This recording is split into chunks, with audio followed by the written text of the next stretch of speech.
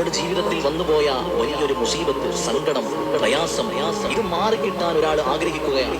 എന്റെ പ്രിയപ്പെട്ടവരെ, പരിശുദ്ധമായ സൂറത്തുൻ നസ്ർ 101 തവണ ഓതുക. ബിസ്മില്ലാഹിർ റഹ്മാനിർ റഹീം. ഇദാ ജാഅ നസ്റുല്ലാഹി വൽ ഫത്ഹ് വറഅയ്തൻ നാസ യദ്ഖുലൂന ഫീ ദീനില്ലാഹി അഫ്വാജാ ഫസബ്ബിഹ് ബിഹംദി റബ്ബിക വസ്തഗ്ഫിർഹു ഇന്നഹു കാന തവ്വാബാ. പരിശുദ്ധമായ സൂറത്ത് 101 തവണ ഓതി റബ്ബിലേക്ക് കരഞ്ഞുകൊണ്ട് ദുആരെന്ന നിങ്ങളുടെ മനസ്സിലുള്ള ആ വലിയ വിഷമം, നിങ്ങളുടെ ജീവിതത്തിൽ വന്ന ആപത്ത്, പ്രതിസന്ധി അല്ലാഹു സുബ്ഹാനഹു വ തആല മാറ്റിത്തരും.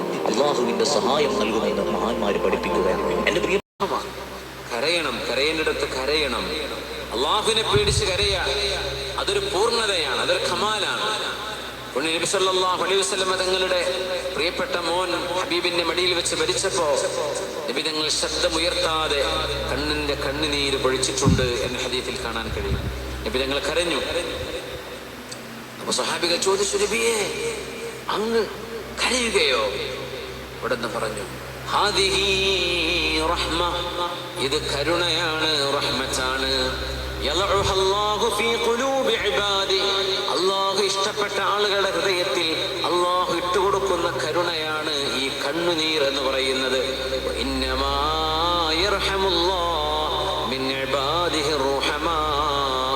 അല്ലാഹു കരുണ ചെയ്യുന്നത് അല്ലാഹുവിന്റെ അടിമകളിൽ കരുണ ചെയ്യുന്നവരോട് മാത്രമാണ്. കരുണ ചെയ്യുന്നവരോടാണ് അല്ലാഹു കരുണ ചെയ്യുന്നത്. അതുകൊണ്ട് ഹബീബിന്റെ കരച്ചിൽ പോലും ഒരു ന്യൂനതയല്ല.